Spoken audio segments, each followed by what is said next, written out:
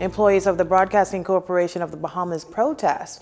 The corporation also fires back at an international observers group, and newly sworn-in cabinet ministers have a word with the media. Good evening, everyone. I'm Leah Cooper with your JCN News for this Tuesday, September 21st. Drama unfolding today at the Broadcasting Corporation of the Bahamas as employees walked off their posts claiming funds are being removed from their salaries' medical insurance that's apparently in breach of their industrial agreement. Here's Laurencia Smith with that report. On Tuesday, employees of the Broadcasting Corporation here on New Providence and Grand Bahama withdrew their services as they say that management have been taking deduction from their salaries for medical insurance payments, which is in breach of their industrial agreement. Now, according to Sherry Benjamin, president of the Bahamas Communication and Public Officers Union, the monies were being deducted from salaries since March of this year. The union has the matter in court, and according to Mrs. Benjamin, the court has yet to rule on the deductions. In a letter sent to me just this morning, I got from them saying that the matter is before the Supreme Court for determination, but yet they decide to disrespect whatever is before the courts and send us an email saying that they're going to increase it by another $2 and change come next month. We're not going to settle for that. Some members are claiming that healthcare services were denied even up to this past weekend when they attempted to seek out medical services. Area Vice President and reporter at ZNS, Kelsey Johnson, says that it's a slap in their face as $50 is already being deducted and now an additional $3 and change. So I am saying again, either they go or we go. Someone gotta go. Those executives continue to make decisions that are best and only for their interests, not the interests of the majority. And this is the majority. Every day we will walk out of this corporation and sit under the nicely tent that Mr. Kino Wong is bringing on his way. And we will enjoy our lunch, breakfast, everything right out here, and they will have to report the news. Let's see how qualified they are. Bahamas Communication and Public Officers Management Union President Ricardo Thompson also revealing to reporters on top of the deductions, employees are working in a building that is rodent infested. Now, after about 40 minutes, the BCPOU leader had a brief meeting with the corporation's general manager, Mrs. Kaylisa DeVoe Isaac, on the issue. Mrs. Benjamin says that ZNS agreed to reimburse the employees. Speak to the financial controller and see how quickly, well, she has agreed that they would reimburse the staff for the monies that were taken out of their salaries since March. And we asked her to give us a timeline as to when the staff can expect those funds to be added back to their salaries. And she said that she has to speak to the financial controller and get back to us. Well, we told her we'll sit out here and wait until she would have gotten that information from the financial controller, because a promise is a comfort of fool. Mrs. Benjamin says that based on the meeting, the union members can expect funds to be returned to them by the latest of October 15th pay period. Outside of that, the BCPOU leader says if the corporation is looking for grace, they can go to God for it.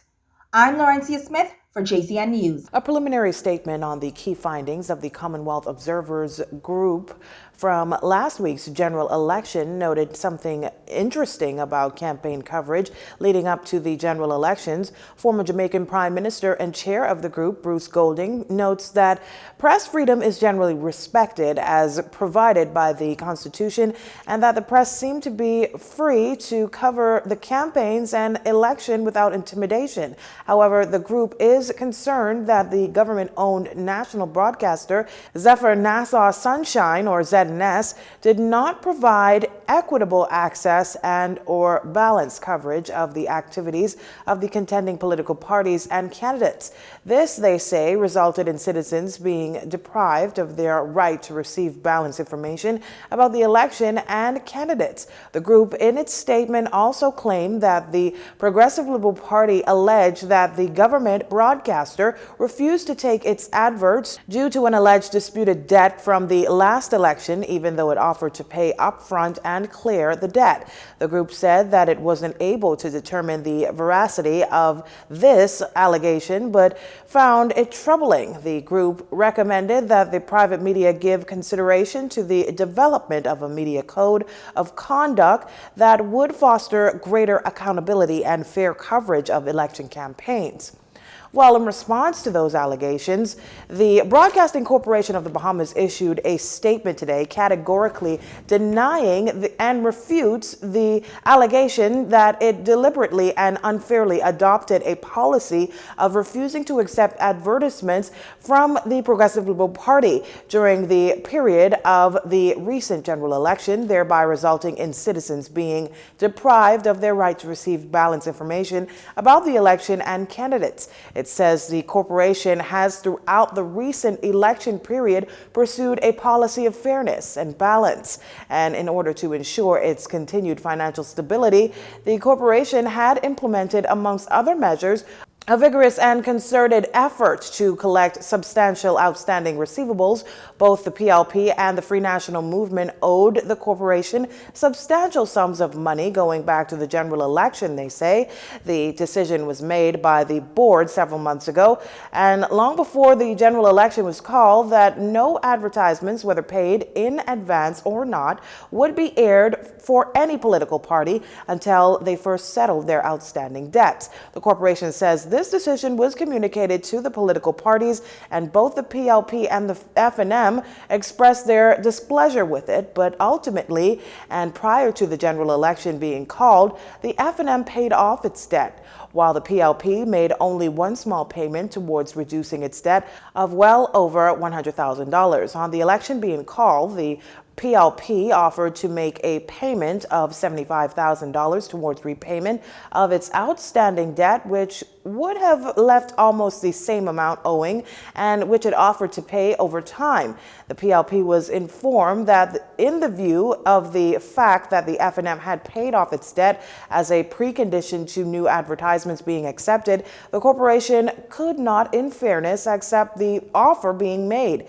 In order to try to assist and accommodate the PLP, it was agreed that a portion of the debt which it disputed would be put aside to be dealt with at a future date, thereby reducing the amount of debt to be paid off as a precondition to accepting new advertisements. The reduced debt still amounted to over $100,000. The PLP then again offered to pay $75,000 with the balance to be repaid over time, which again the corporation was unable, in the interest of fairness, to accept. It should be pointed out that notwithstanding that the F&M had indicated its desire to take most, if not all, of the advertising slots during the election period, the corporation ensured that at least 1/3 of the slots were reserved for PLP on the basis that it would settle its indebtedness. The corporation made an offer to the PLP that it would accept the sum of $75,000 with the balance, approximately $37,000, being divided by the number of slots it wished to take, and the resulting amount to be paid at the same time as payment for each advertisement, so that on payment of the last slot, the entire debt would end up being repaid.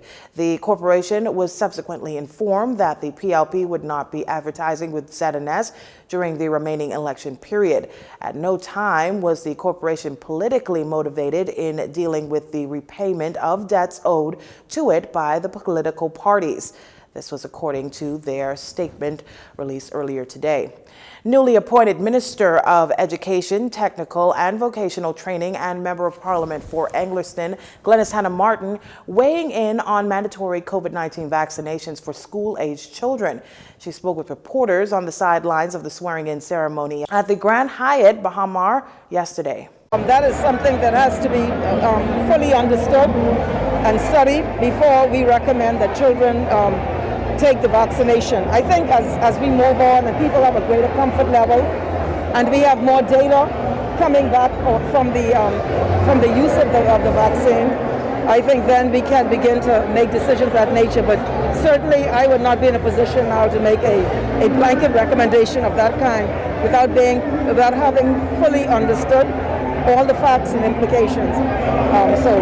On that issue. Minister Hannah Martin contends that there is a lot of work to be done to transform the way in which Bahamian children are educated. She also contends that while she has some understanding of the landscape of her ministry, she will need some time to study it to produce a solid plan moving forward. We know that during this pandemic, many children have fallen between the cracks, mostly from working class communities for various reasons in the remote learning environment. And so we're going to have to look at that very closely to see how we can begin to close that gap, because the implications are very serious. And then we have to, one of the things I would love to see is the history of our people brought into the schools, so our children gain an understanding of who they are and from whence they have come. And so they understand where they will go as a people.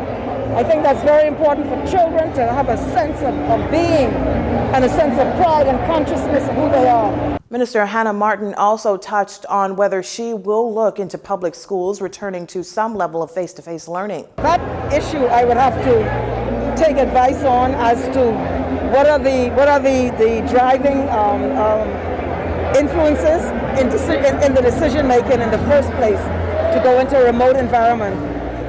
This is a very dangerous virus. It's had a huge toll. We know it has no regard for age, gender, and so we have to be properly advised along with the health officials.